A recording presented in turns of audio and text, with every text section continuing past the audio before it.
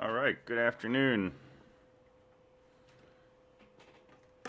So welcome back to Engineering 250. Hopefully you turned in lab 1. I got it from most of the people, but about a quarter of the class it was still missing a few minutes ago. So hopefully people turned that in.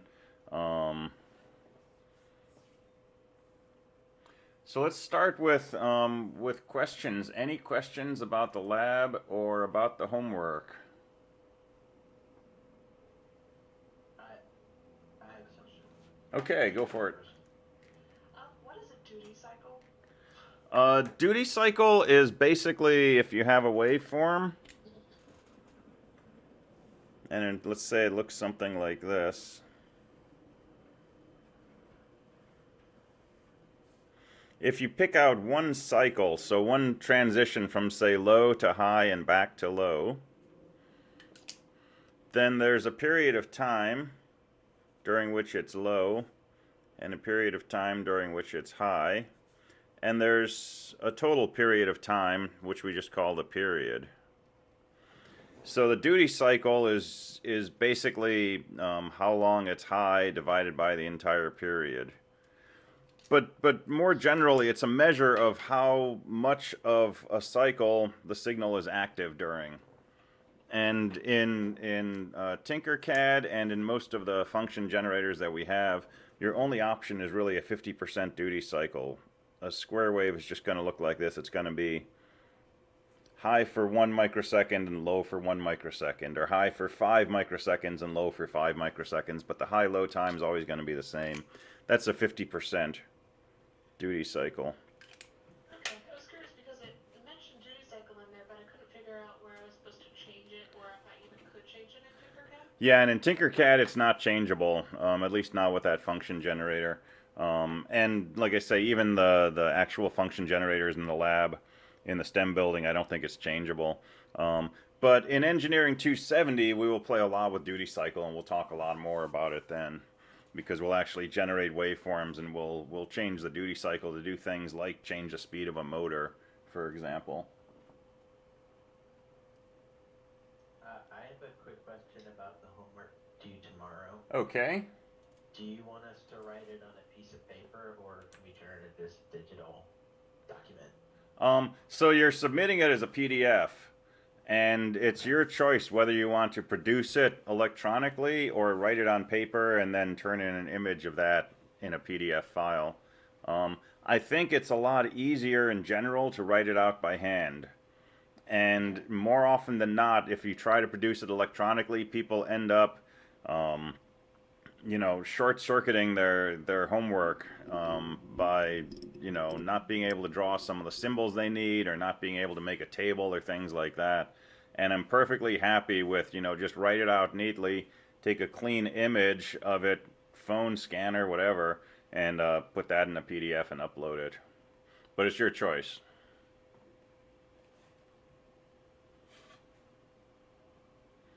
And as I mentioned in the announcement, you're turning in solutions to the unsolved problems, right? The solved ones have solutions to them.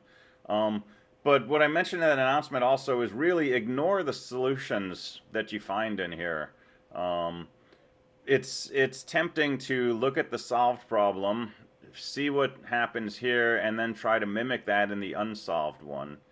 And you can usually get to a good solution like that, but you're not going to learn what's actually going on. What you really want to do is take, what we've done in lecture, whatever notes you've made, whatever notes you made when reading the book, and so on and so forth, and then using those resources, try to do these unsolved problems.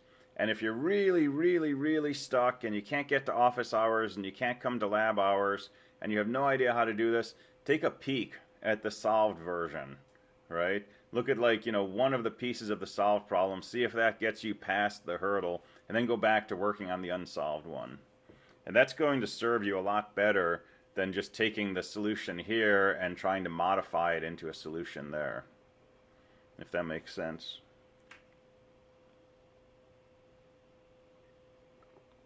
All right, cool. Other questions? So we're only just doing the ones that have no solution, right? Yeah, you're just doing the U's, not the S's. All right, got it. Okay, cool.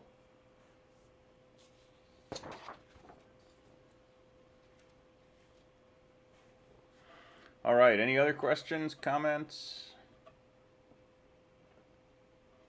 I have one. Okay. Hang on a second.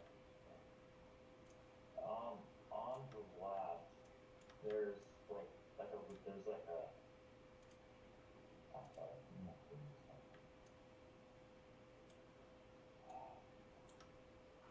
I'll do it back.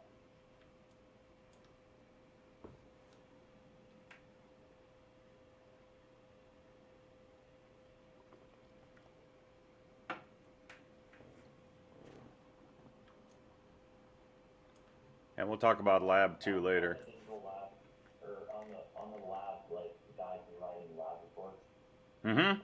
whole having to like write up the results slash discussion. I didn't really know what to put there. Like most of the things were like to observe and then like that question right there just says describe the parameters. And like I don't know, I thought that'd be like I don't know an observation, and then after I wrote all that down in the observations, I didn't really know what to put in the results.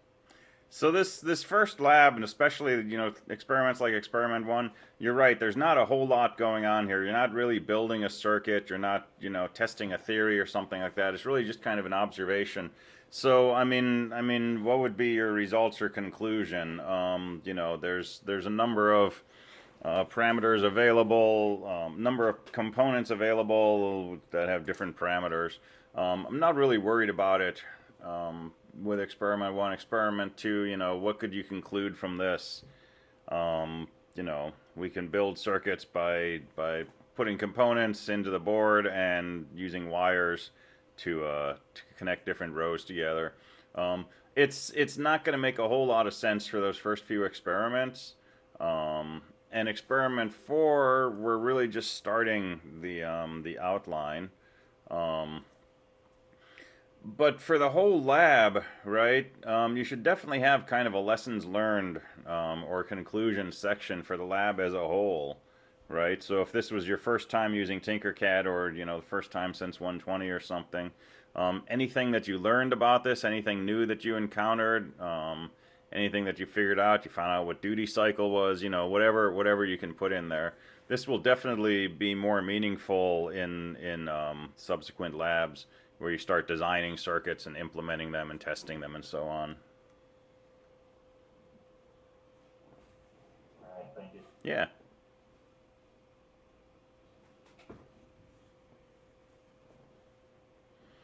All right. Anything else? If we didn't do anything, the duty cycle would be marked down. No, I there's couldn't find anything. there's nothing you can do with duty cycle on Tinkercad. Ah,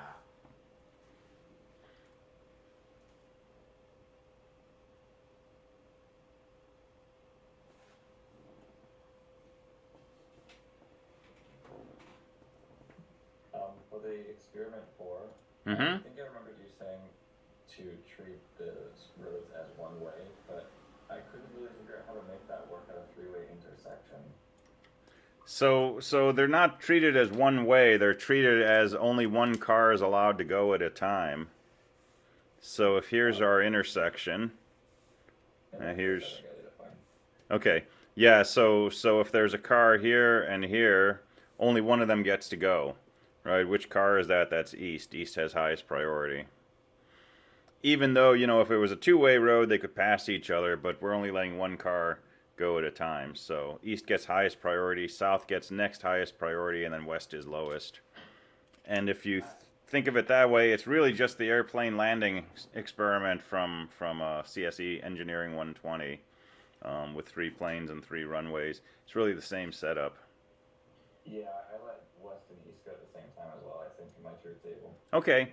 Yeah, that's not it's not going to cost you points on this one, but I'll make a note on there saying just make sure only one car goes at a time, just because that's going to be important in the future versions of this. We're going to revisit this experiment several times over the next few labs and keep developing the circuit. So this one was really just sort of doing the basic sketch and writing a truth table, right? And then we'll keep building from there. I included what would happen if all 3 buttons are triggered? Mm-hmm. It would just be east to south to west.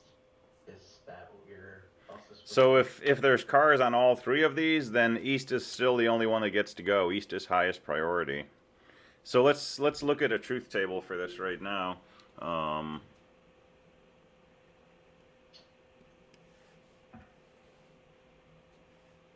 So we'll have 3 inputs, west, south, and east. So let me tag this.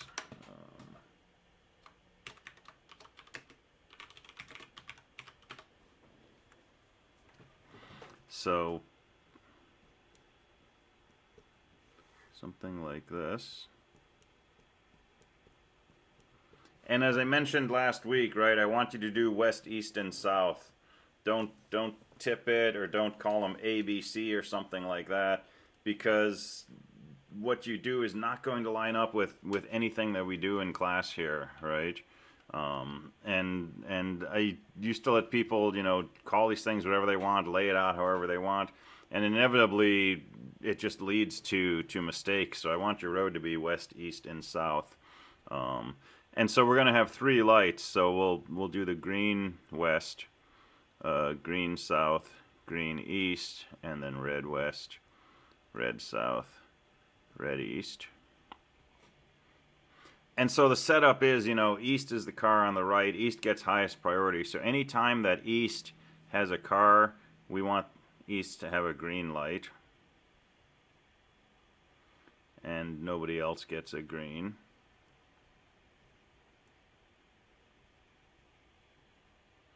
And if there's no car on the east, south gets priority over west. So if there's a car to the south, it will get a green light, and the other cars will get red lights. And if there's a car to the west and there's no other cars, then west will get a green light. So that's this situation right here.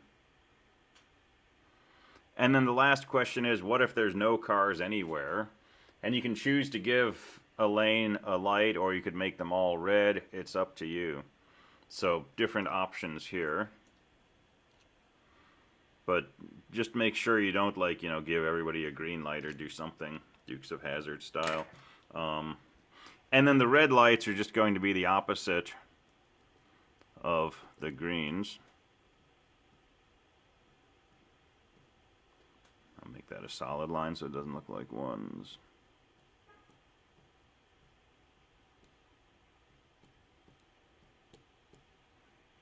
And so I don't know.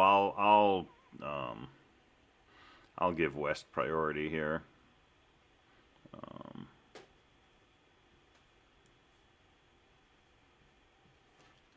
And it turns out if you give west priority, your circuit ends up being a little simpler, and you're going to design a circuit for lab 2. So, but you can do whatever you like. Let's see. Can't you theoretically just make 3 outputs instead of 6? Yes, you could. And what you'll notice here is that the west is always the opposite of, or the red is always the opposite of the green.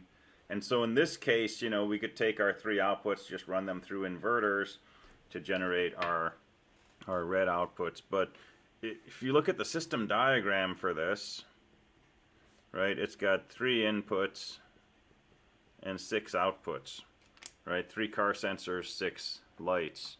So you want your truth table to have 3 inputs and 6 outputs also, because your truth table gives you the details of how inputs and outputs are related to each other from your system diagram. And then your circuit diagram, which we'll be talking about today, takes your truth table and implements it using logic symbols. And from that we can get an equation, and then we can go on and from there. Yeah, if you name them ABC, just change them to west, south, east for the next lab. That'll be fine. What, in my lab I used one light that if it's 0 it's red, if it's green it's 1, and only 3 lights. Would you want me to do it green west, green south, green east, and then red west, red south, red east in the next lab? So that's fine. That's fine for lab 1, but yeah, let's stick with 6 lights, because eventually we're going to add yellow lights also. And then the red isn't just going to be the opposite of the green. It's going to depend on the state. Got it. Cool. But these are good observations that you can save circuitry by just using a 1 or a 0 for red or green, or Question for you. yeah. When west and east are green, is it okay for east and west both to be green? No, so if you have a car sitting here and here, east gets to go, west has to wait, because we've got a really simplified view of traffic here where only one car can be going at a time. Oh, okay. I made both my green because I assumed that it was like 2-lane, Mm-hmm. not just like one, so you could go across Yeah, both of those. that's okay for lab 1. For lab 2, make sure that only one lane is green at a time. Okay, because I was going based off of basic road rules. It's a totally reasonable assumption, but we're doing a more simplified version, and it'll help us when we get to yellow lights and stuff. Yeah, when I designed my circuitry or my truth table, Mm-hmm. I actually had 6 light outputs, but instead of being separate green and red, I had one output for the direction. So like for the west, I had 2 lights for the west traffic, one to go straight and one to turn right. Oh, So okay. if south, if there was southern traffic, and there was no eastern traffic, then south would get a green, and then west would get a green right turn. Oh, wow. So that's how I did it. Everyone's getting fancy. That's awesome. Yeah, so that's very cool. We want to simplify it. Beyond that, though, right? So just one light in each lane, and only one car gets to go at a time. But I like these embellishments. Okay. Yeah, these are cool ideas. These would also be good for, like, new experiment ideas. Awesome. I have a quick question. Sure. You mentioned like a couple lectures ago that you can kind of like customize it for right-of-way traffic. For me, I made west the priority. Is that okay? I don't remember saying that you can change the priorities. I say a lot of things, so I might have been referring to something else. But no, east gets the highest priority. You're supposed to use the right-of-way laws from Washington State. Okay. So I'll make comments on lab, pointing out things like this, but I'm not going to take off points for stuff like that on lab 1.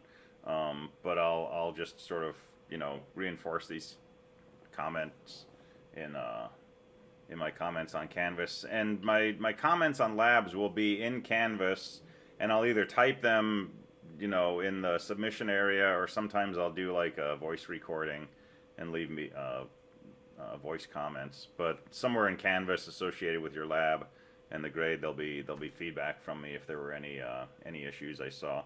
And even if you get full credit on the lab, make sure you look at the comments, because, for example, if you swapped west and east, I'm not going to take off points, but I'll put a comment in there saying, make sure going forward you give east priority and so on. So make sure you look at or listen to the comments for all the assignments.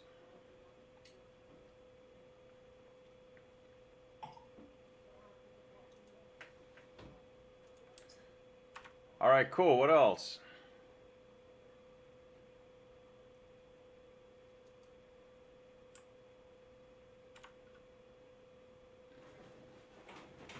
All right, and thank you to the people who have their cameras on. Appreciate the more interactive atmosphere. Let's see. So let's talk about negative numbers. So we know how to do integers and represent integers in binary, right? Using weighted positional notation. We've done that before. We talked on Thursday about how to express fractions in binary. So something like 0.25 we can write as 0.01 in binary, because if we write 0.01, this is the halves place. This is the quarters place. This next one would be eighths and sixteenths and so on. And so we can again just add up, you know, negative powers of 2. And so this would be 0.25. So 0.25 does not repeat. So this is a 0.01. yeah. So this is a binary number. We gotta be careful with ones and zeros. If this is a binary number, it's the number 0.25. But yeah, I suggested a fun exercise, which was take 0.01 as a decimal number and write it in binary. And it sounds like you did that. And you discovered what? It repeats. It repeats, right? You can't write this exactly in binary. It gives you a pattern, and that pattern just keeps going on and on forever. And this is similar to decimal. When we try to write 1/3, we can't write it exactly because its decimal representation goes on forever. And this is actually a problem. If we can't write 0.01 exactly in binary, it means that using this way of storing numbers in binary, we can't store this exactly in a computer. Now, why might that be a problem? It's only 0.01. Why would we care if there's a slight error there? Is it because if you're storing it in a computer, the byte amount would be just exponential? Partially, yeah. Do we ever use numbers like 0.01 for anything in a computer? I'm sure. Like what? I don't know, anything extremely high precision, possibly. Anything extremely high precision. Devin mentioned money, yeah. Yeah, money, right? This is a penny. And when you do accounting, a lot of times you do it down to the precision of the penny. And if you've got something which is, $10.01, you can't store that number exactly in your computer. And if that's how much money you get, go ahead. I know that in a lot of financial institutes, they work with numbers less than a penny. Is Yeah. this one of the reasons why? Well, that's probably because,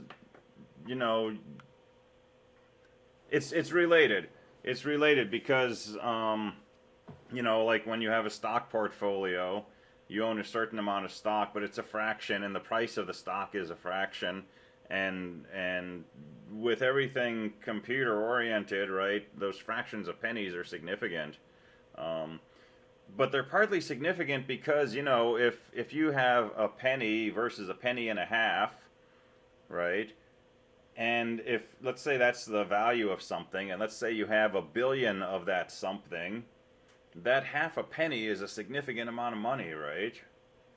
So if you're selling something for a penny and you're depositing it into your account and you sell 1 billion of these things, you should end up with 1 billion times 0.01 dollars, right? Well, if this is not 0.01, but it's something a little less, you're going to end up with less money, and it's going to be millions of dollars less. And if this is a little more than 0.01, you're going to end up with millions of dollars more, right? So this is the office space thing, right, with the rounding. So this is a problem for doing finance. And so it used to be a lot of computers that were used in banks and businesses did not store numbers using this weighted positional notation. They used a different approach, and they used this approach that we mentioned last week, which is binary coded decimal, where you basically store a binary pattern for each digit. And now, you store a 0 and a 0 and a 1, you've got exactly 1 penny stored.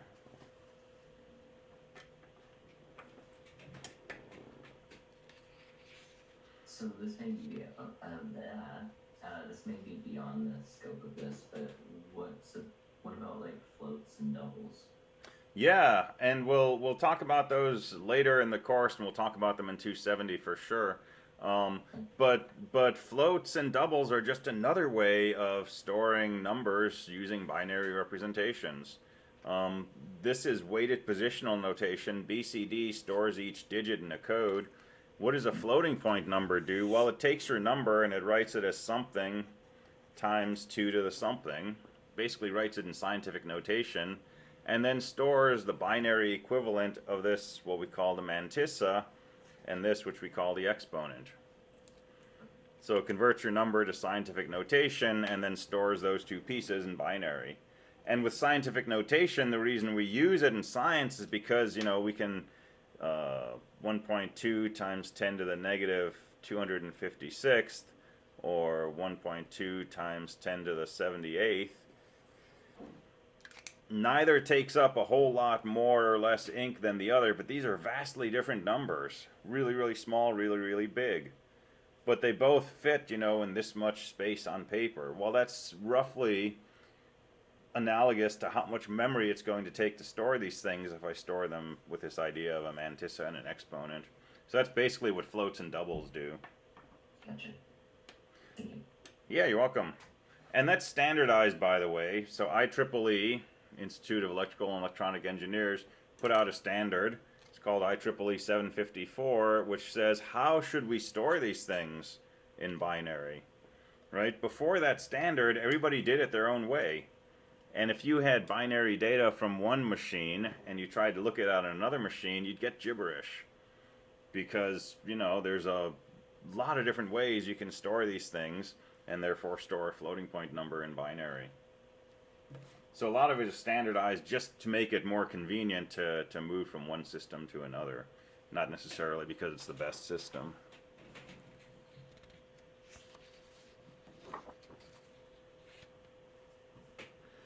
All right, cool. So let's talk about negatives, right? We've done fractions. How do we represent something like negative 17? And in English, in written form, right, we have a very simple way of representing negative 17. We write down 17, and we just put an extra mark in front of it. And that says, hey, here's your number, but it's actually the negative value of that. And we can do this in binary, too. And this would be something... So, go ahead. I was just going to say the highest significant bit is a 1. Exactly. It's negative. Yeah, so this is something called signed magnitude, and you're exactly right. You take your number, however many bits, and you reserve this uppermost bit. And so this down here is your, absolute value of your number. And this bit right here, if it's a 1, it's the negative of whatever value is stored there. So if I was doing 8 bits and I wanted to store negative 17, well, there's 17 written as a 7-bit number, and I would put a 1 over here in the sign bit. That would be negative 17. Does that mean that an 8-bit number would take up 16 bits if it was a negative? Yeah, so this puts a restriction on our numbers. We can only represent numbers between positive 127 and negative 127. Even though we have 8 bits, we can't store a number like, 200, because that needs a 1 over here, and we're using this bit for a sign bit. But on the other hand, we're getting this ability to go positive and negative. It also introduces the slight quirk that we can have a number like this. Well, what is that number? 255 or negative 0. Yeah, if we're doing signed magnitude, it says the magnitude of the number is 0, but it's negative. This is negative 0. Well, what the heck is negative 0? I mean, it's the same thing as positive 0, right? But now we have 2 ways to write a number that have the value of 0. Well, that could be a problem, or it could be a feature, because we never have to write this pattern of bits, because if we want a 0, we can just write all zeros. So we could use this for some other purpose. We could make this a special number that means something unique, something other than negative 0. We could use this as a way to write infinity, for example. I have a question. Yeah. when we're looking at stuff like this, how are you supposed to know which one it is? Because it's just binary. You only know that one at the end could be a negative, or it just could be a smaller number. Yeah. Larger number. I posted the equation in the chat. Yes. So how are you supposed to? Are you just supposed to assume it's both numbers, or it has to be one of them? So that's a fantastic question, and it gets philosophical pretty quickly. But in practical terms for this course, right, you'll be told. And if you're not told, then you have to ask, well, is this signed magnitude, or is this, just straight binary, or what? But in general, like inside a computer, you just look at the data, it's just a bunch of ones and zeros. There's no way to tell. There's absolutely no way to tell if this is the number -0 or the number 128, or if it's, some sort of exponent and mantissa, or if it's an ASCII character for an @ symbol, right? It's just ones and zeros. And it's really a question of how do we interpret it, right? And so for, like I say, for practical questions, for homeworks or tests or stuff like that, you need to be told. And if I mess up and I don't tell you, then you just come and ask, like, well, what's the coding here, or how are we representing numbers, and so on. But in terms of just looking at the ones and zeros, there's no answer, which I think is interesting, and that actually leads to a lot of interesting philosophical conversations about the role of interpretation versus the underlying essence of something. All right, so there's one way to, let's see, I was going to ask, could we interpret it as standard binary with the first location value being negative and the rest being positives? Yeah, no, you can definitely do that. Yeah, you're right. It's standard to put it at the end, though, right? For signed magnitude, you usually put the one over here on the left, correct? Yeah. So that you can basically just chop that off, and then, if you change it to a 0, you just get a positive number, and then you just put a minus sign in front because of that one.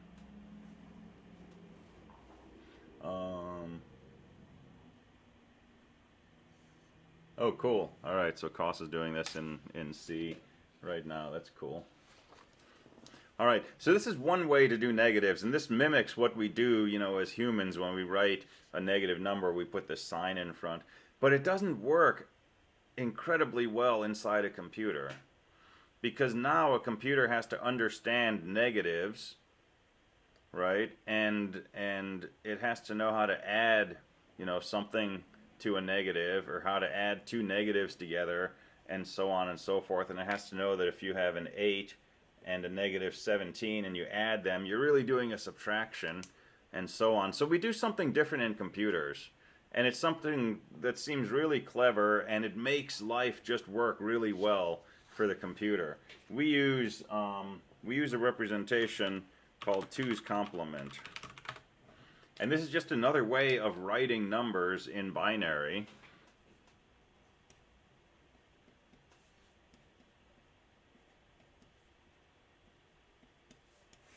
And we can write positive numbers or negative numbers or 0 and 2's complement. Okay, 2's complement does not mean it's a negative number. It's a way of writing numbers in binary, a way of representing numbers with a pattern of ones and zeros.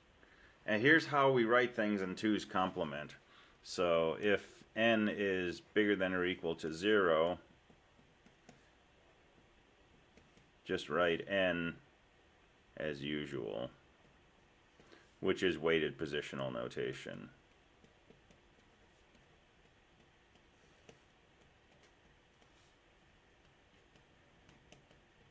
So do the thing that we learn in ECS 120.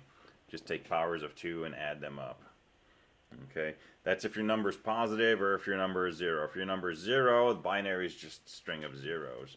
But if your number is negative, we do two things. One, we complement all the bits, which means change the zeros to ones and change the ones to zeros. And then we add 1. And the pattern we end up with, that's the pattern for -n. So complement all bits of you know, the positive version of n, the absolute value of n. And then add 1.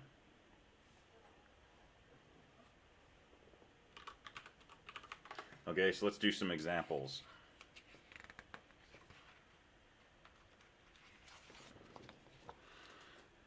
And when you're doing 2's complement, you need to know how many bits we're talking about. Okay, it's going to make a difference. Because when I say complement all the bits of your number, well, how many bits are you going to complement? Right, so let's think of the number 17. Well, I can write it in binary like that. It's 16 plus 1. Right, no 2's, 4's, or 8's, so 16 plus 1. But, you know, I could also write it like this. I could also write it like this. As a 16-bit number. I could put, you know, 124 zeros on the left, right? When you write a number, you can always put zeros on the left, and you get the same number. The number 52 is the same as if I were to write 00052. Well, we can do the same thing in binary, but since the step for making a negative number is to complement all the bits, I need to know how many of these zeros am I going to change to 1's. So we'll always fix the number of bits. So let's, for example, say 8-bit binary. And so everything we do for the next few minutes, we're going to assume all of our numbers are 8 bits. And this, again, is really important to a computer. It's not important to us. Right? If I write the number 17, you and I know that's the number 17. And if I write the number, you know, 512, you and I know that's the number 512. And even though 17 only has 2 symbols written and 512 has 3 symbols, we can understand what those numbers mean. Computer would get really tripped up on that. So if some numbers had, you know, 5 bits and some numbers had 8 bits, that would be chaos for a computer. So we fix the bit size of our numbers, and for here we're going to fix this as 8 bits. So the number 17 I would actually write as this. 8 1's and 0's in that particular pattern. And so in 2's complement notation, this is still what positive 17 looks like. But if I want to make negative 17, what do? Complement all of the bits in the representation of positive 17. So 1110, 1110, and then add 1. So plus 1. And there's my 2's complement representation of negative 17. Okay, that's all there is to it. If you want to represent the negative value of a number, write down the positive value, complement all the bits, and then add 1 more.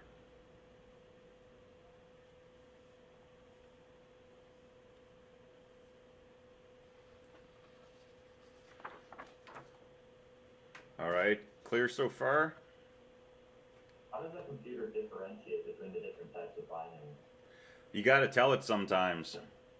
So if you're doing C, you can define something to be an integer. You can define it to be an unsigned integer. You can define it to be a 16-bit integer or an 8-bit integer. You can define it to be a double precision floating point number. But you've got to kind of tell it, because the computer just sees the 1's and 0's. So the interpretation, that's kind of a human artifact. We have to give it that.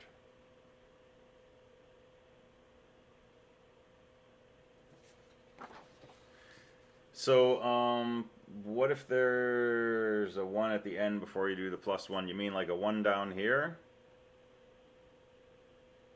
Yeah. So, when we add binary numbers, we have to be able to carry things that carry over. So let's do an example of that. Let's take the number 16, which looks like this. Negative 16 would be this plus 1.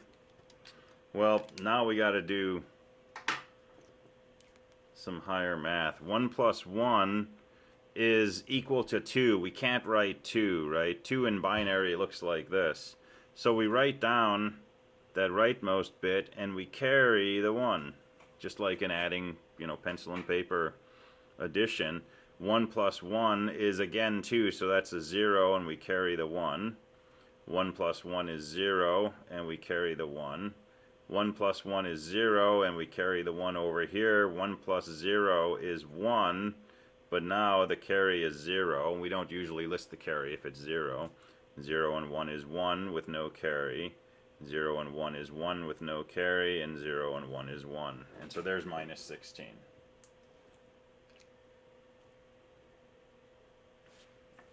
How would you represent a decimal number in binary again?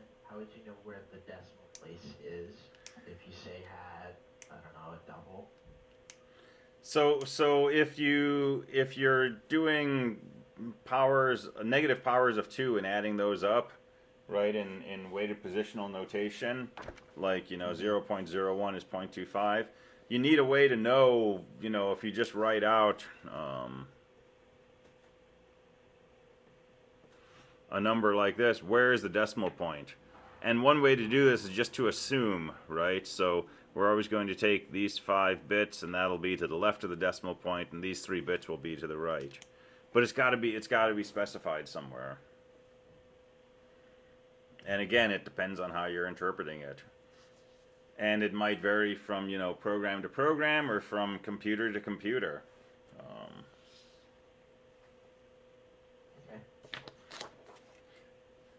With scientific notation, though, when we do this, you know, storing an exponent in a mantissa and so on, if we use, you know, IEEE 754 as a standard, it specifies very, very clearly, you know, bit 31 is the sign bit. Bits 30 through 23 are the exponent. Bits 22 through 0 are the fractional part. And it spells all of that out in detail. But without some kind of standard or understanding, it's kind of the Wild West. There's nothing in the 1s and 0s that'll tell you how to interpret them. So let's switch gears and let's look at 4-bit binary.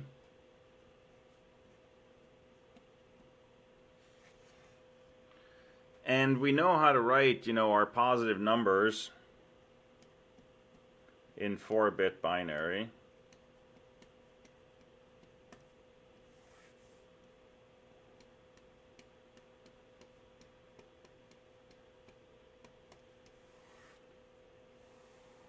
So this is the number 0, 1, 2, 3, 4, 5, 6, 7. So what if we wanted to write the number 8? Right? We can't really write the number 8 in 4 bits if we're using 2's complement.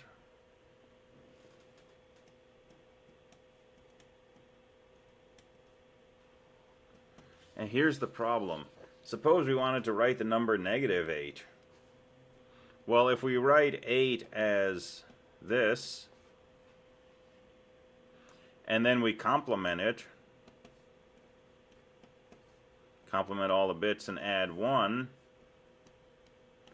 we end up with this.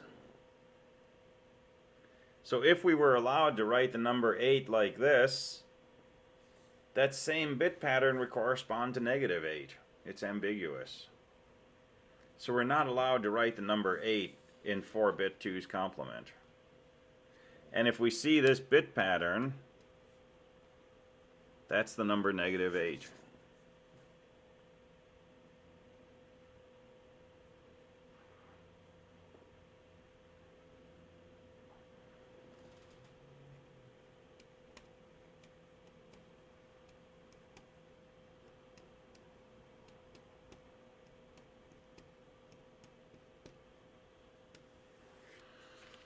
If we wanted to write the number -7, we can do that, because we know 7 is just 0, 1, 1, 1.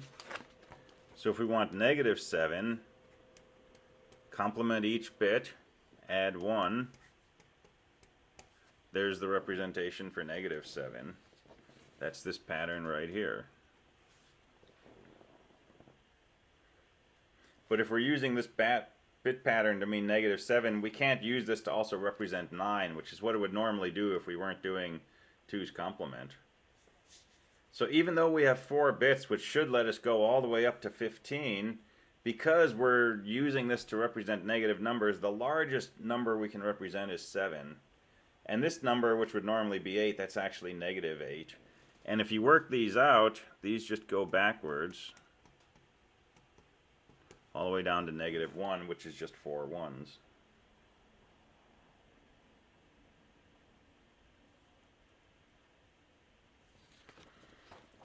And one of the kind of nice side effects of this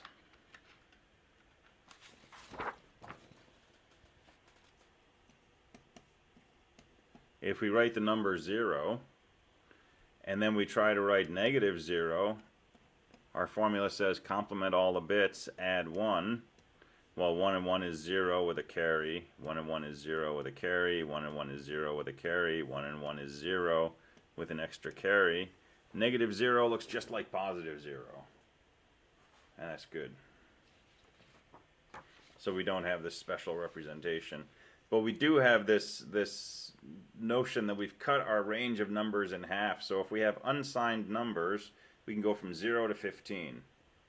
When we have 2's complement, we can go from -8 to +7. So we're just kind of sliding the scale down.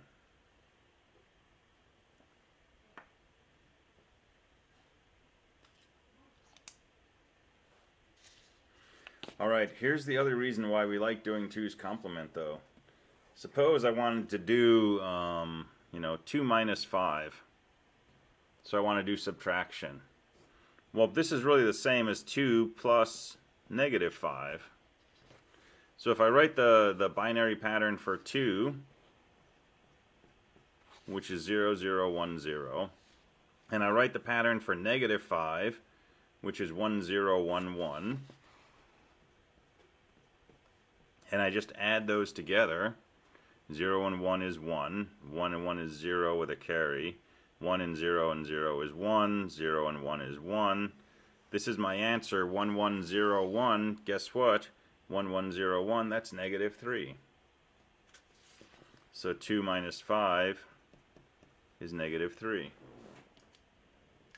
So by using 2's complement, even though we've got to do this weird, complement and add 1 to convert, it gives us a representation of negative numbers that lets us keep doing addition the same way we've been doing it, which is just, add column by column, carry over if there's an overflow in one column to the next spot, and addition still works.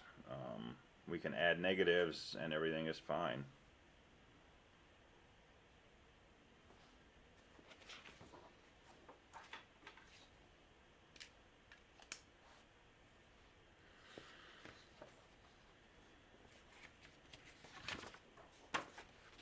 And finally, if you do something like, 4 plus -4, well, the number 4 is 0, 1, 0, 0.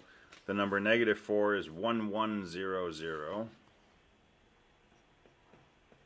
And if you add those, 0 and 0 is 0, 0 and 0 is 0.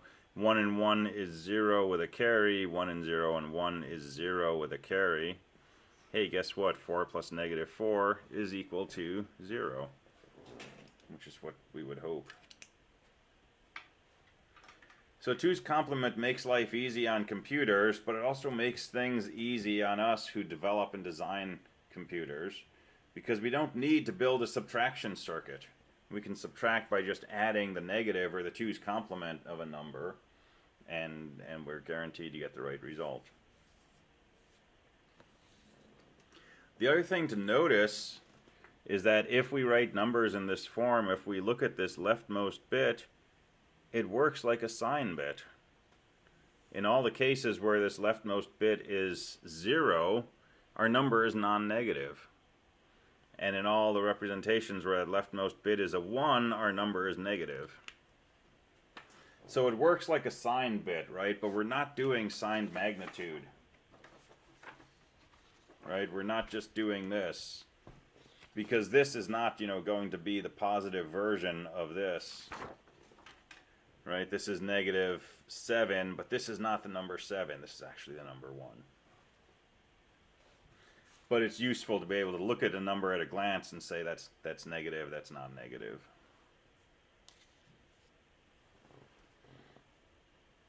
All right, so questions about that?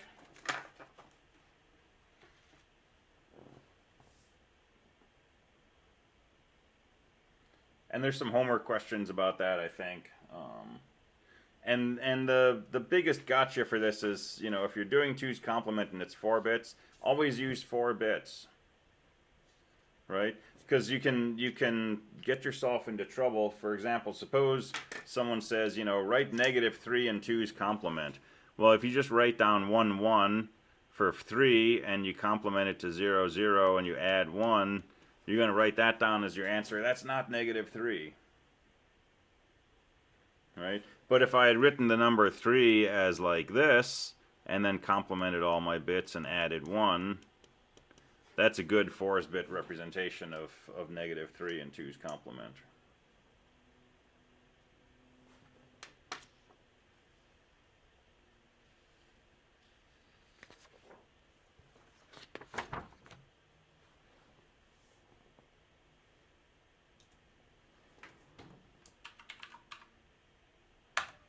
All right. Last thing I want to mention before we take a break, exclusive ORs.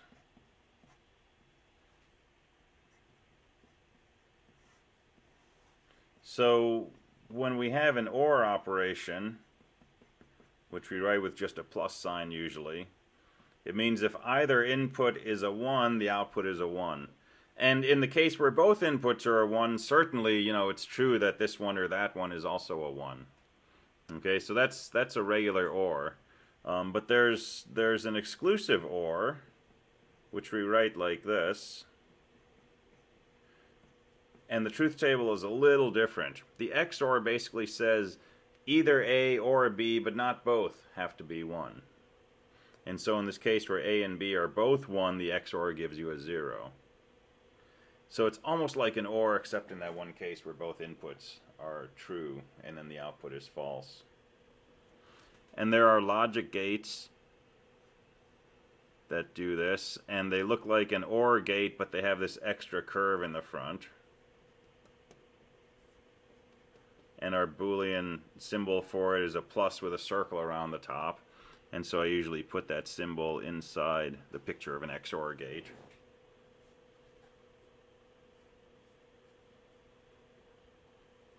And if you have XORs, you can also have XNORs.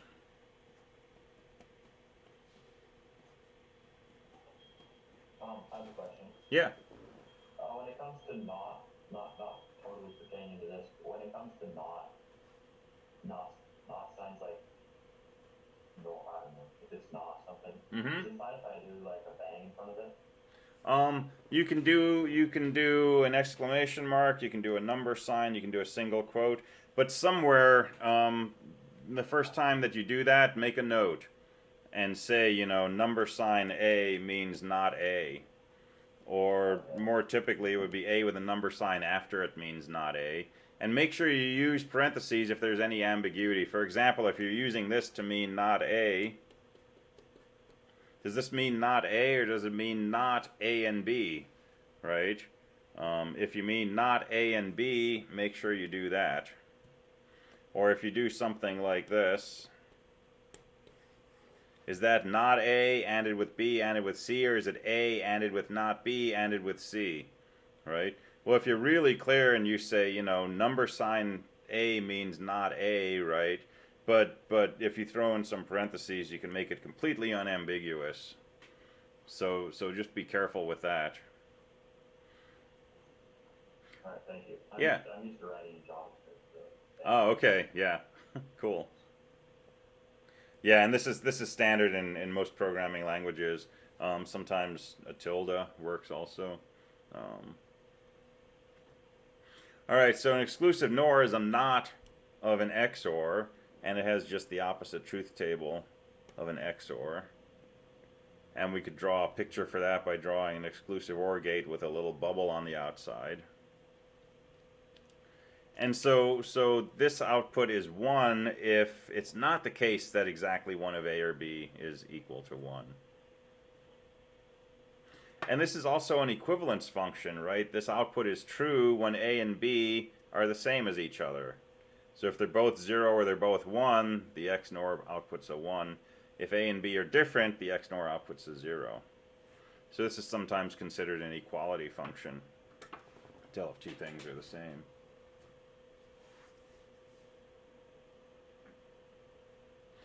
All right,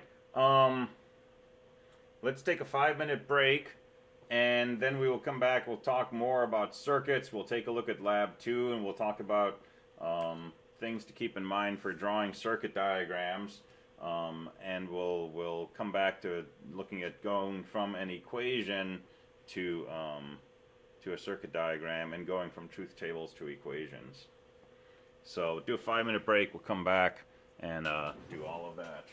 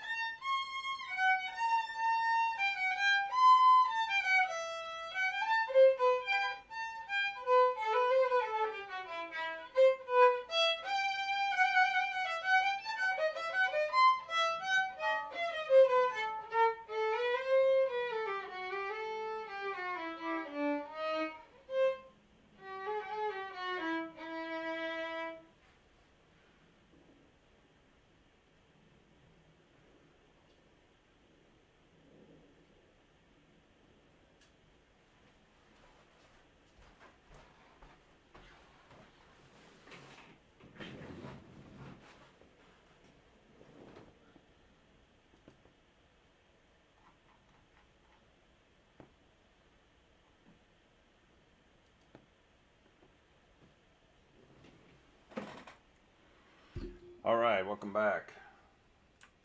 So, let's talk about electronics.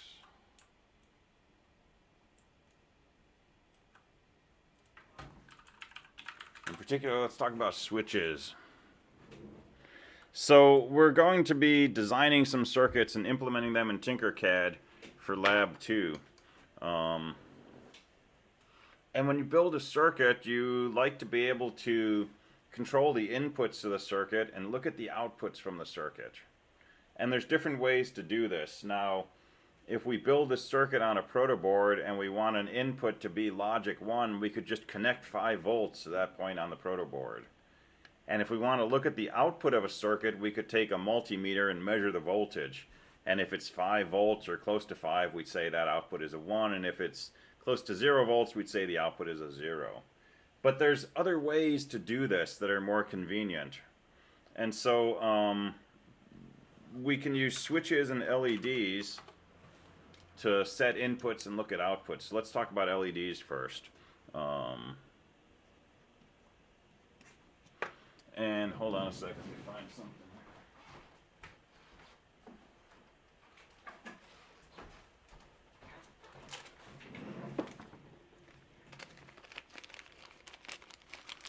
So LEDs, right? There's some LEDs. They're like light bulbs, right? They're these little devices, and they have 2 leads, and one of these leads gets hooked to ground, and the other lead gets hooked to a signal that you want to measure. And if the signal coming out is about 3 volts or higher, the LED will light up. And if the signal is low, close to ground, the LED will not light up. And LEDs used to always be red. That was the only color available. They're better than light bulbs because they don't burn out. Theoretically, these things last more or less forever. And they don't generate a lot of heat, so they don't waste a lot of power. And now, you can break them. Unless you break them, right? But now you can get them in lots of different colors, and they can be very small. And so here's a board I built a while ago, and lots of different colored LEDs. We got green and red and orange, and there can be blue and all kinds of things. And so they're really useful devices, but they're a little bit finicky. So there's a few things you need to know about using LEDs. And in Tinkercad, it's not a problem because you can't actually break an LED in Tinkercad. But if you do something that would break it, you'll get a little explosion symbol showing up on top of the LED. So our symbol for an LED is this. Right, and personal preference, I usually draw a circle around it. I don't know why, it's just what I do.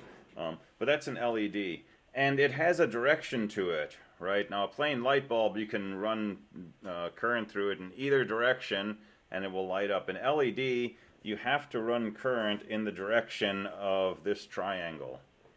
Okay, so this end is called the cathode, and this end is called the anode.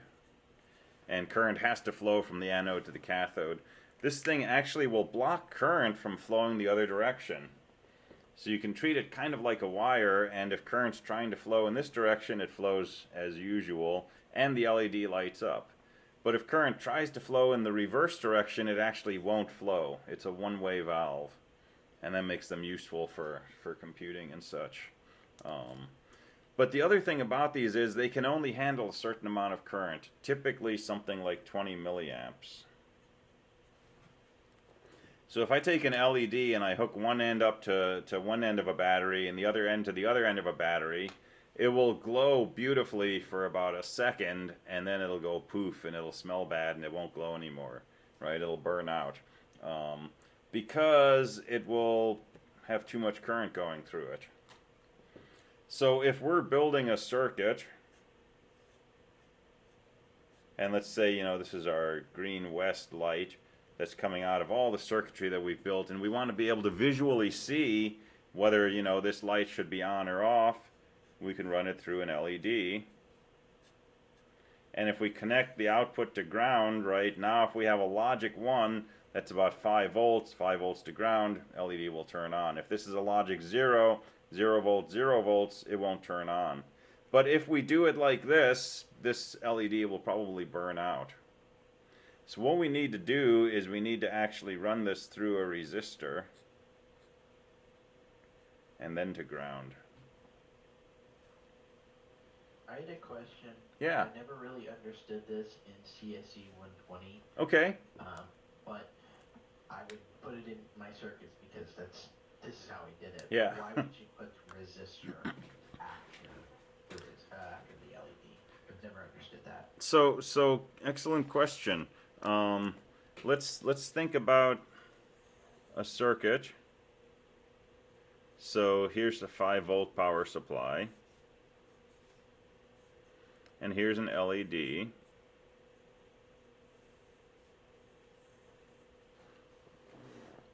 All right.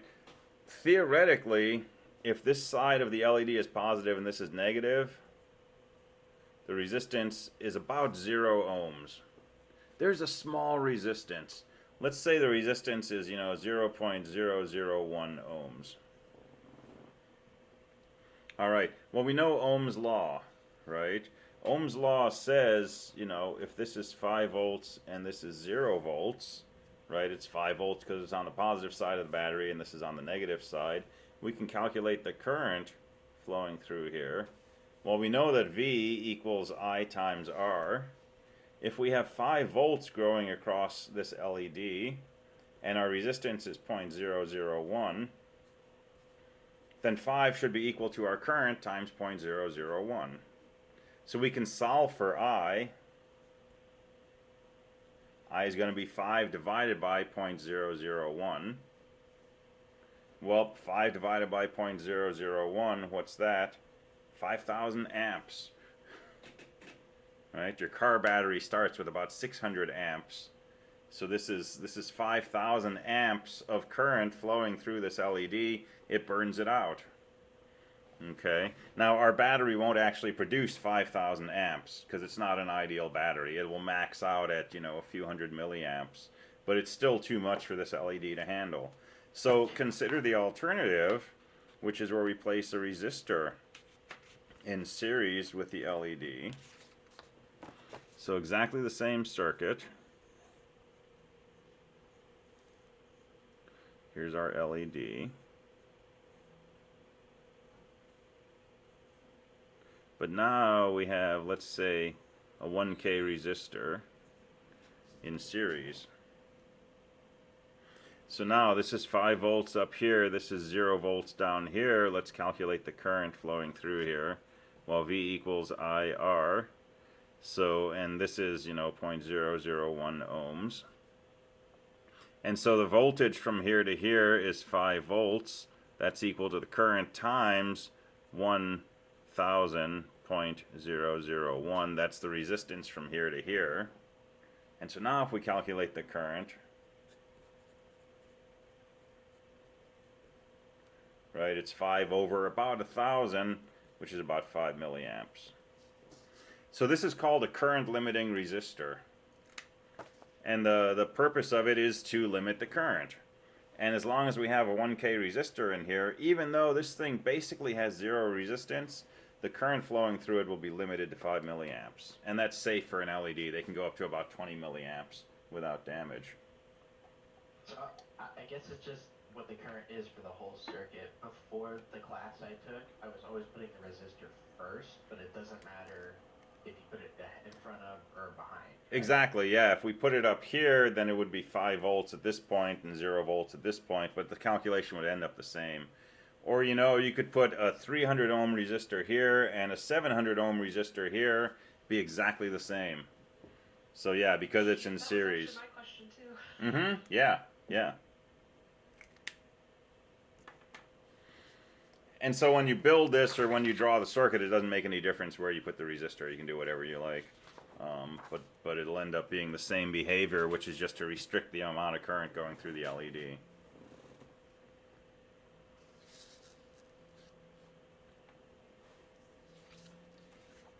All right, so that's how we can use LEDs to measure the output of circuits. And you'll be doing this, you know, a lot in your traffic light circuits as you develop those, so that instead of, you know, having to use a multimeter to see if the light is on or off, right, you can actually hook up an LED.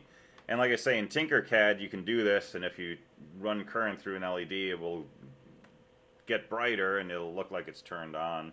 But if you do something like this without the resistor, you get a little explosion symbol on top of it, which is kind of cool. And it doesn't damage it. Alright, so that's the output side. The other part of this is the input side. How do we supply a voltage to an input? So let's say you're building your circuit, and you got a car sensor which tells you if there's a car on the west, and we'd like to, you know, experiment with the circuit by putting this at a logic 1 or a logic 0. So one option is to, you know, just plug a wire in here and connect it to 5 volts or 0 volts. But that's not terribly convenient. We'd like to use a switch. And ideally, we would have a switch that in one position delivered 0 volts and in another position delivered 5 volts. And that would be easy, right? We would just hook the output of that switch up to here. But in practice, we don't have switches like that. Those are fairly complex switches. Usually, the kind of switch we have looks like this. And this is called a single pole, single throw, or just an SPST. And we can basically either connect this end to that end, or we can disconnect them. And so the question is, how can we use this kind of switch to deliver either a 1 or a 0 into an input of our circuit?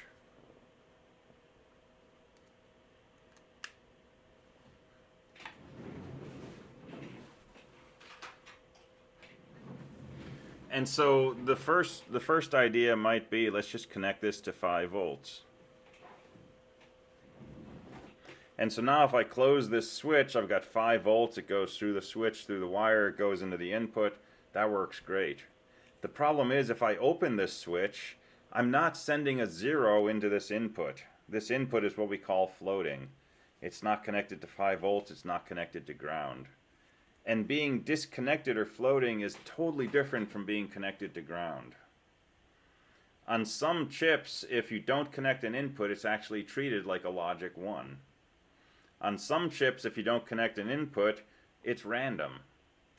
And if somebody turns on a radio next to you, the input voltage here might change, and your input might change from a 0 to a 1. So this doesn't work with these kinds of switches. But we can do the following. And this may look peculiar, but this is something you're going to see and draw and implement a lot in this course and in 270. So here's what we do. We take a resistor, typically a kilo ohm, and we use that to connect this input to 5 volts. Alright, forget about the switch for now. So all things being exactly like this, the logic level at this input is a 1. Because I got 5 volts, it goes through a resistor, this is still 5 volts. This changes the current flowing from the 5 volt source to the pin, but the voltage here is still 5 volts. But now I'm going to take this switch and I'm going to hook this end up to ground. Alright, if the switch is open, disconnected, my input is a logic 1. But what happens if I close this switch?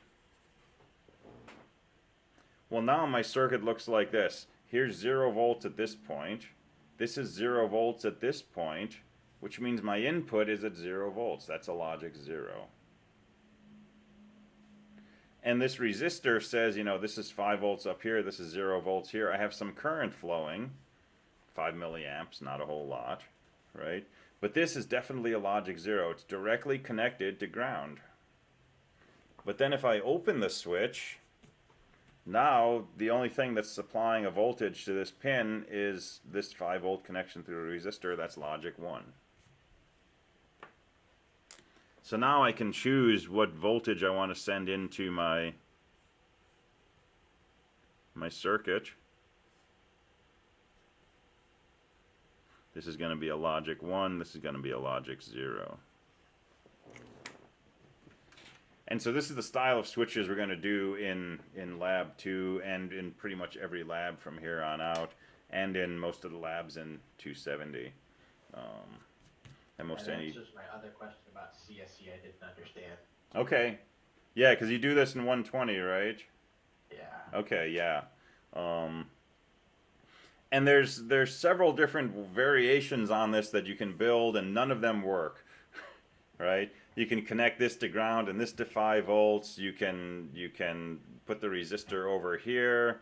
There's all kinds of ways that I've seen students do this, and none of them will work except this, right? And it's just something that you know, you write it down and you go back to your notes every time that you have to wire a switch, and eventually it makes sense. And I just kind of think of it as take the input, pull it high through a resistor, and then add a switch to let you pull it low. Right? And that's the key, is that closing the switch brings it down to a logic 0. This feels backwards sometimes, right? Because usually when we have a switch, we think of, you know, if you close the switch, what happens? The light goes on, the car starts, the motor turns, something like that. Well, in this circuit, if you close the switch, that's a 0. That's kind of like off. And when you open the switch, that's a 1. That's kind of like on. So it feels like negative logic, right? Like it's backwards from the convention we would expect. But 1s and 0s, on, off, true, false, yes, no, totally arbitrary, right? We have biases towards which way we think is, you know, natural, but it's completely arbitrary. Okay.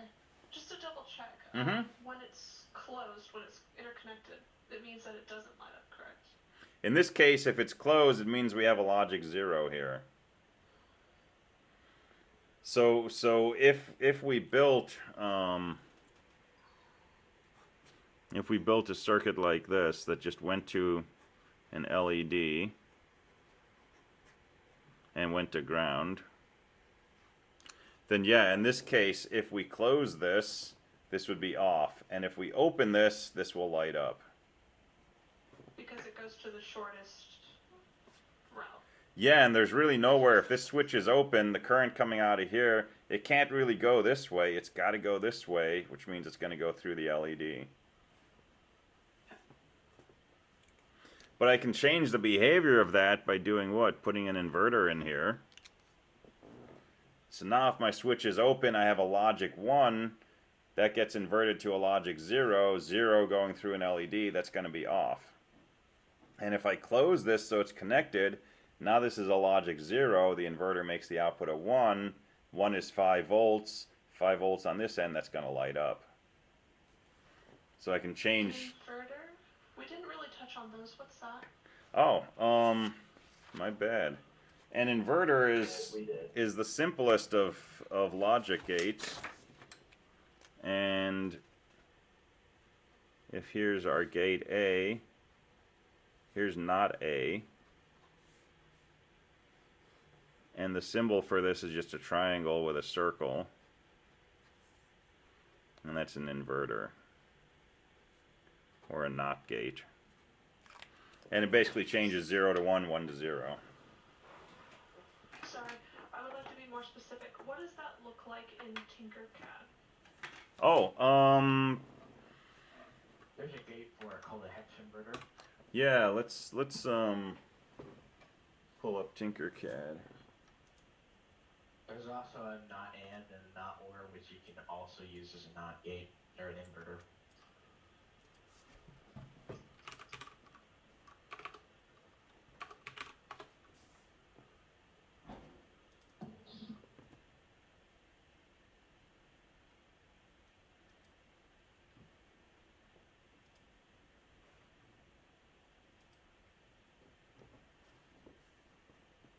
So yeah, exactly what you just said. There's a inverter.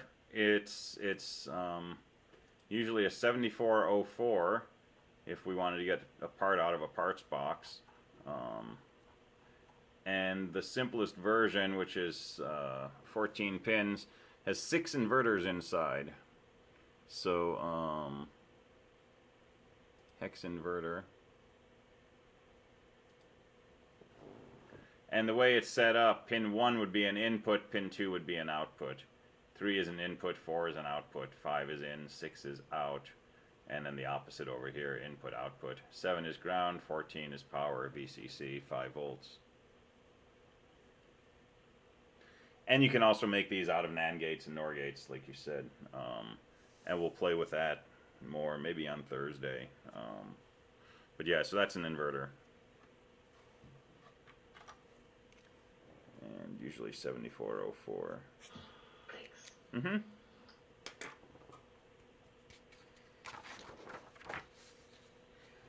All right, so let's take a look at the lab and use some of this stuff.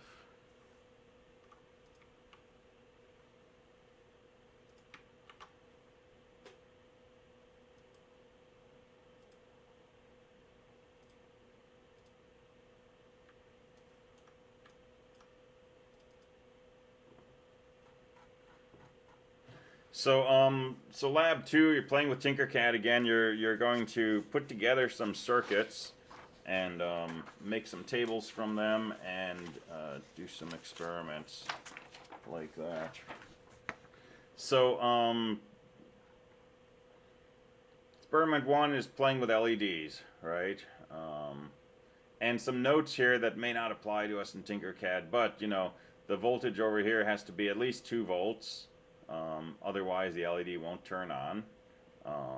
And so the typical circuit would be to put a 1K ohm resistor in series with this, run your voltage in that direction. So this tells you that, you know, this particular device, you can go up to 30 milliamps. 30 milliamps is probably going to stress it out pretty badly, but you do 5 milliamps, totally safe. You can do that all day, and it's not an issue. So experiment 1, you want to think about 3 circuits.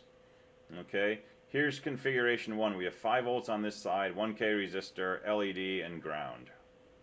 Okay, so what do you think this circuit will do? Think about what we've talked about. Do some analysis on this and come up with a theory, right? What should this circuit do? Should this light up or not, right? Configuration 2, we have an inverter, 7404. We have the input to the inverter connected to low. Low means ground, so you can just connect it to 0 volts. And then the output of that goes through an LED, output goes through a 1K, goes to ground. Should this light up? Configuration 3, almost the same, except the input of the inverter is high and the LED is flipped. And this side of the circuit is connected to 5 volts instead of ground. So what should happen here? So think about those 3 configurations and then implement them in Tinkercad and see what they actually do. Yeah, question? Sorry, you already asked this. The LED, there's one, it's like a anode, and I don't remember the other one, but which one is supposed to be the ground and which one's supposed to be power? So the ground one is the cathode, that's the negative side. And honestly, the easiest way to tell which is sometimes just try both ways. Now, if you have a physical LED, there's different approaches you can take. So if you have an LED, the legs have different lengths. And the shorter one is one and the longer one is the other. I can never remember which. If you look at it directly head on, I'm not going to be able to do it here, but if you look at it directly head on, there's a side that's flat and the rest of it is round, and that tells you which one is which. And I never know which one is which. The way I tell which is which, and I can't really do this here, but I hold this up to light. And if you hold it up to a light, you can see through it. This is totally not going to work. Nope, that's just blinding everyone. But if you hold an LED up to the light, you'll see 2 pieces of metal inside, a big piece and a little piece, and the big piece is always ground. So using that, that's also the short leg, and that's also where the flat part is on the case. But in Tinkercad, I should just leave Tinkercad open.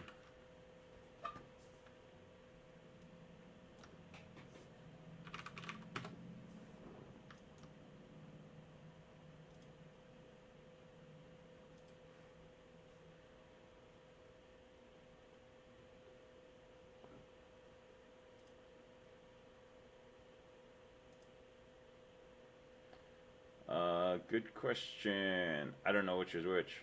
Let's find out.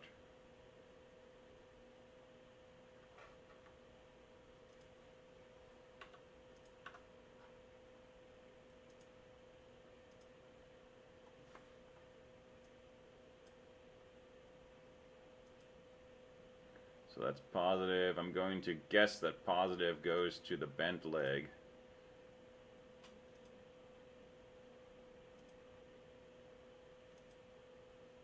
And then negative goes to the straight leg. Let's see what happens. Wrong.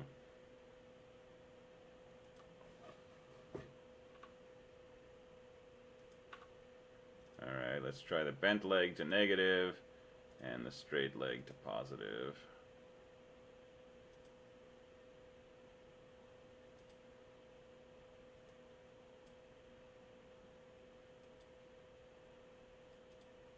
Well, that's a big fail. That resistor is 1 giga ohm. Oh, you're right. Thank you. Let's make it a K.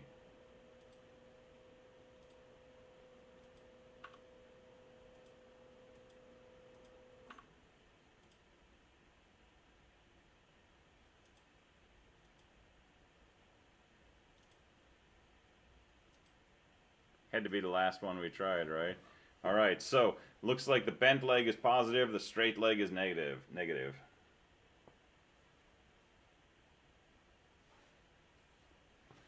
All right, but you know, this is what we do. You do experiments, right? And you know, almost any experiment like this that you do in the lab is pretty safe. You might damage a component, but you know, these things are pennies a piece. And we're not doing high voltage or anything like that. But certainly in simulation, right, we can just kind of, you know, do whatever we want.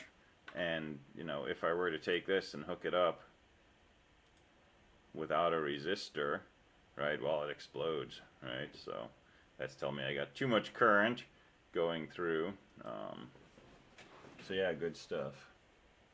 Let's see. Hey, I just got a homework problem in Calc 4 for calculating the maximum error and the resistance of 3 parallel resistors. Awesomeness. Yeah, fusion of subjects is always good stuff. I just had a quick question. Yeah. So for configuration 2 and 3, Mm-hmm. what do you mean by low and high? Does that mean having a low amount of voltage versus a high amount? Because I know that sometimes the LEDs are brighter than others depending on how much power. Yeah, so low means 0 volts. So low you can basically just take and connect to ground. But high means 5 volts, but generally you want to connect it to 5 volts through a resistor. Okay. And I think in Tinkercad, again, if you were to take the input to a gate and connect it to directly 5 volts, you'll get that little explosion symbol in the middle. So high is 5 volts, but it shouldn't be infinite current. So run it through a resistor. Mm-hmm. And VCC, does that?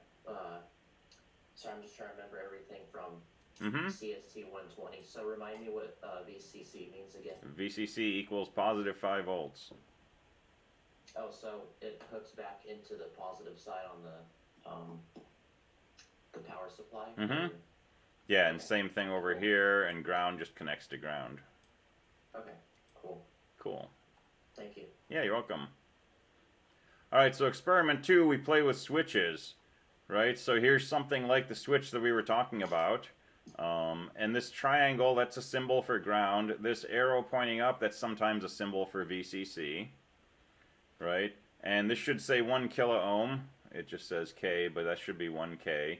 So this is that switch configuration we were just talking about. We have the input to a gate pulled up high through a resistor and then optionally pulled down to ground through a switch. And there's a little annotation here that if the switch is closed, we're going to call that a logic 0. If it's open, we're going to call that a logic 1. So inverter, LED, a pair of resistors, 2 connections to power and ground. And build this circuit and basically make a truth table from it. Okay, so build this circuit in Tinkercad and then make a truth table which looks something like this. Here's your switch. Here's L1 and here's L2. There's only one input, so you got two rows, switches 0, switches 1. For each of those, write down the value of L1 and L2 that you observe from Tinkercad, where L1 means the LED is on, the value of 0 means the LED is off. Quick question. Yeah. With these inverters that I'm seeing, how can you tell when you're looking at those chips which way is right or left or like directional? So you gotta go to the data sheet. So go to ENGR250. If it asks you for a password, the password is Clark. Go to component specifications, find the 7404 hex inverter, and this will tell you all the data that you want. So if this is the chip we're using, right, so it's a 7404, pin 7 is ground, 14 is VCC. These inputs come in pairs, 1A, 1Y, 2A, 2Y, and a little further down you'll see a picture that says, you know, if A is the input and Y is the output, here's what this thing does. It inverts. And further down, you'll see the picture of the 6 inputs and the 6 outputs. And that's what you always go to know which pins go to which. Go back to your data sheet.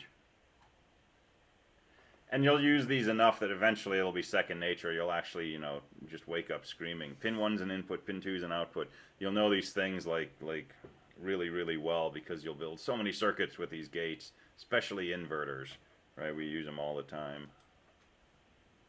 So for every one of those NAND and NOR and NOT gates, you have to put power to every one and ground. Yeah, every chip that we use needs power and ground, and it's not usually shown when you draw a logic symbol, and usually it's pin 7, pin 14. Again, this will become internalized. Almost all the chips we use, pin 7 or 8 will be ground, pin 14 or 16 will be VCC. But that's not always the case. There are exceptions, and they usually catch us by surprise because we get so used to just, you know, hook this corner to ground, hook that power on that corner. Glad I asked the question. Yeah, I am too.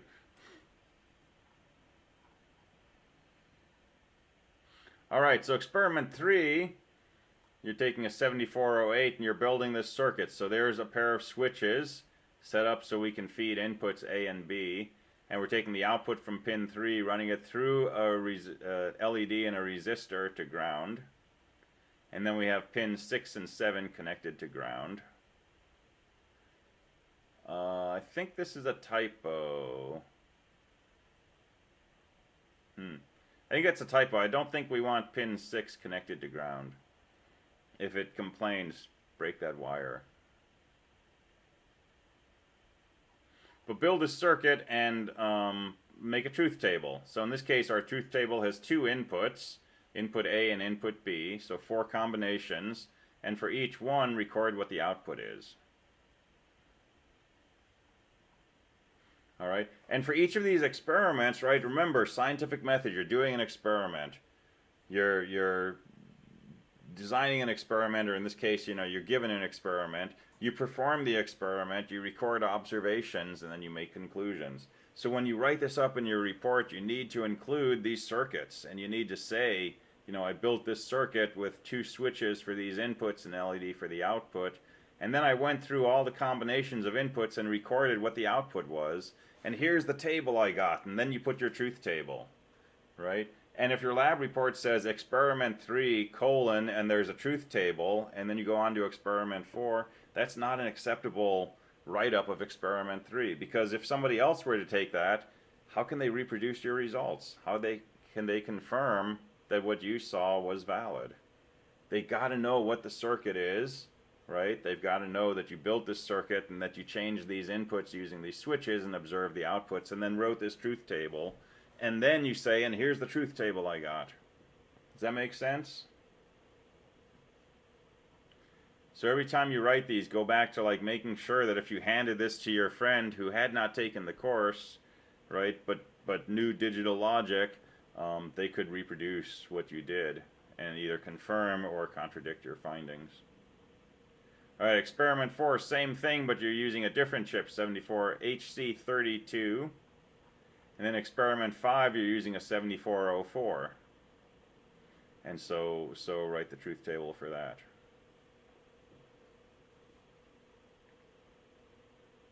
All right, experiment 6. We're back to our traffic light. So you know, redo your intersection and truth table if necessary, so that you know, it's west, east, south, and only one lane gets to go at a time, and east has highest priority, followed by south, followed by west, right? And so you've been asked to get, okay, so sketch the intersection, define the inputs and output variables, draw a system diagram. So let's talk about system diagrams.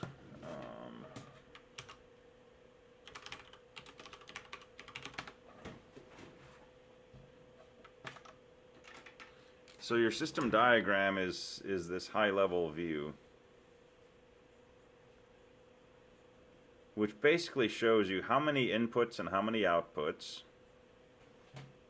It shows you the names of the inputs and the outputs, so you can call these green west, west green, whatever you like, but I'd like you to stick with west, south, east.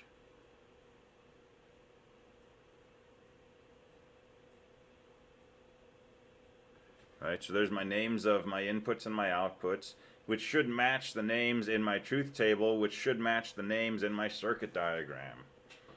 Okay, so we want, you know, a consistent story here from like the highest level view down to where we actually have the wiring diagram. And then you have to describe what these things are. So west, south, east, these are the car sensors. 1 equals car, 0 equals no car. You could do it differently, but I recommend this way. And then green west, red west, green south, red south, green east, red east. These are lights. 1 equals on, 0 equals off.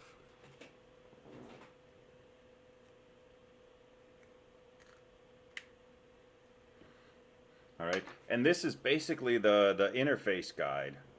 If you were building this circuit for a client, you would hand them this information and they would be able to hook your traffic light controller into their traffic light system. They'd take the wires from their car sensors and they'd make sure that 1 came out if there was a car and 0 if there wasn't, and they'd hook them up to these 3 points on your circuit. And they'd take these 6 outputs and they'd hook them up to their lights, you know, in their traffic signal. And they'd make sure that their traffic lights, you know, acted in the way so that if there was a logic 1 coming in, the light turned on and the 0 turned it off. And they could take your circuit and put it into their system. And they don't have to know anything about what's going on in here, right?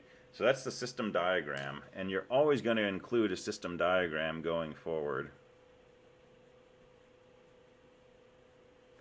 And it's really the starting point when you're designing a system. You start with a system diagram because it pins down these inputs, the outputs, the names, and the meaning of 1s and 0s on those. And if I don't know if you know, a 1 means there's a car, there's not a car, how can I make a meaningful truth table? How can I build a meaningful circuit if I don't know what a 1 means on these inputs? And you know, it might be a car sensor that tells us a 1 if there's no car and a 0 if there is. So we always start with a system diagram, and that's got to be part of your lab report, part of your description for experiment 6. So system diagram showing inputs and outputs, and then the truth table, okay, which you've already done from lab 1, and then a schematic diagram.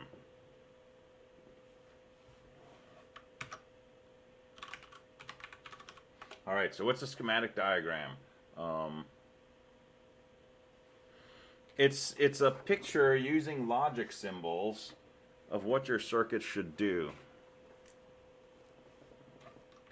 So for example, you might have, you know, your west come in and it goes through an AND gate, and your south comes in and it goes through an inverter, and this goes, you know, through something else, and that goes into an OR gate, and maybe your east goes into that, and maybe this goes through an inverter, and that goes through an LED, and that goes through a resistor to ground. And maybe this is, you know, green south. Okay, this is a logic diagram or a schematic diagram. And you want to design this using only parts that are available on Tinkercad. Okay, so using only 74 HC whatever parts that are available in Tinkercad. And that's going to take some thinking around. For example, suppose we wanted to do something like this.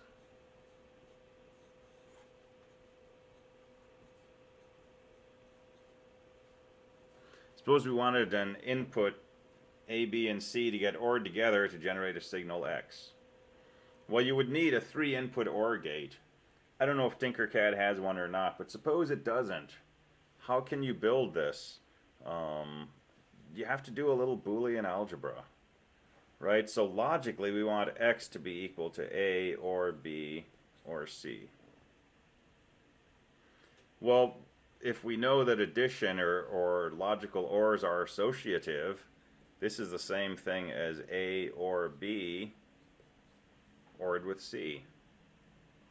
Which means if we have 2 input OR gates available, we can do this. We can take A and B, OR those together. This output here is A or B. And then we can take C and we can OR that with A or B, and we get our X coming out. So the diagram you come up with, go back to Tinkercad, look in the library, remember set it to like all components instead of just basic, and make sure you're not using a gate that's not available. Because next lab we're going to implement this, right, in Tinkercad, and so you want to make sure that you're using gates that actually exist in Tinkercad. So is this something that you want us to write on paper or actually do in Tinkercad? You don't have to do it in Tinkercad. You want to draw a schematic, so do it on paper, or you know, if there's an electronic tool that you like, you can go ahead and do that. But what you can't do is do it on Tinkercad and then just turn in a screenshot of that, because Tinkercad will show you a picture of a proto board and chips and stuff, but that's not the same information as all of this. Okay, so come up with a logic diagram like this.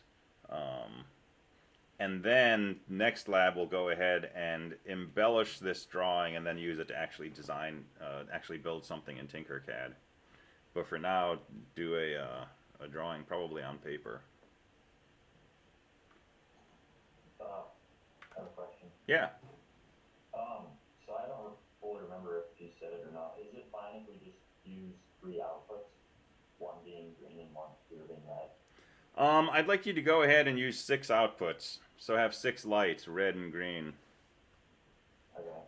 And second question, what flavor of Linux do you use? I'm using Ubuntu 1804. Very neat. Yeah, but I run like some combination of KDE and XFC for my desktop. Before. Cool. Yeah, I like simple sometimes. All right, so that's experiment 6, and then it's the rest is boilerplate, right? So cover sheet, introduction to the lab for each experiment, you know, a sentence saying what the experiment is about. Go ahead and, you know, show your circuits and truth tables, observations, etc., etc. And then at the end, you know, a lessons learned, conclusion, summary section, and a new experiment of your own creation to extend these concepts. I'll try to get your lab 1s graded before Thursday so that we can talk about those as far as specific feedback and so on. But I can't promise that. And I'll post homework 2 probably sometime tomorrow. Homework 1 is due tomorrow. I forget what time I posted it, but look at Canvas for the time. I think it was 3 p.m. 3 p.m.? That's kind of odd. Okay, why not? That's when I finish my other class, so that's when I can start grading. All right, so I'll post homework 2 probably tomorrow, and then we'll talk about that on Thursday also. Other questions?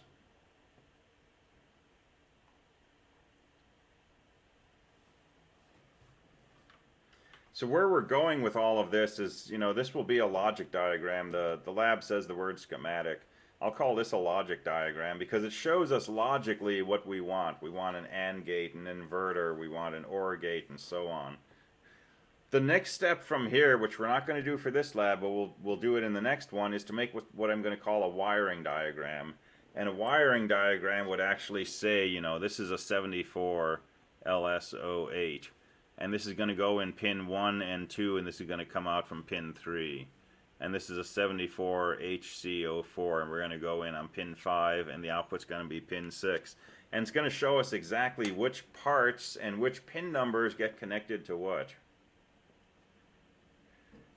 And that's going to be a picture of our circuit that theoretically we could hand to somebody else who doesn't know anything about digital logic, and they could build a circuit from this.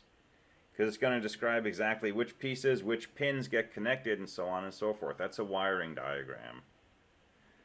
And you're always going to want a wiring diagram before you start building your circuit. Whether you're building it in Tinkercad or building it on an actual physical protoboard, you want a wiring diagram like this. Why? Because if the circuit doesn't work, you can look at it and you can say, okay, this should be pin 4 of, you know, chip U3. And you can look to see if there's a wire going from pin 4 of U3 to pin 1 of U7. Right? You can double check that. And we can use this to debug our circuit if it's not working. We can take a multimeter and we can work backwards from the failed output to figure out where exactly the circuit's not correct. And we can identify either a wiring error or a problem with, you know, a component that's malfunctioning. But we can only do that if we have this detailed written out document that's explaining exactly how things are wired. And it's kind of a human tendency, I think, to, you know, try to build the thing first and then make a drawing afterwards to turn in, right? But the logical way to do this, the more logical way to do this is actually start with this and then build your circuit from this diagram. And I guarantee that'll be a time saver somewhere down the road. But that's the next lab. For this lab, all you need is basically the logic symbols that correspond to your truth table. So picture the intersection, system diagram, truth table, and then the logic diagram. Can we use like a digital tool to draw out our circuit using draw.io, and it's got a circuit manager? Yeah, as long as it's not making the circuit for you.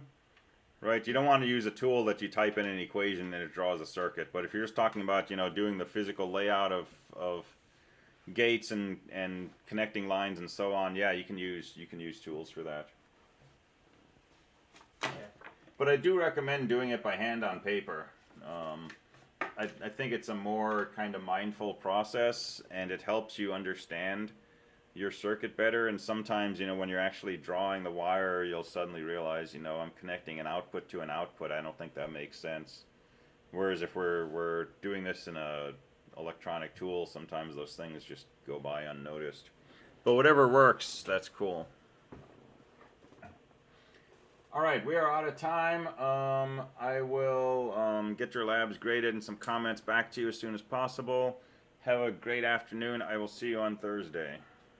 Or in office hours. Have a good day. Thanks, you too. Have a nice day.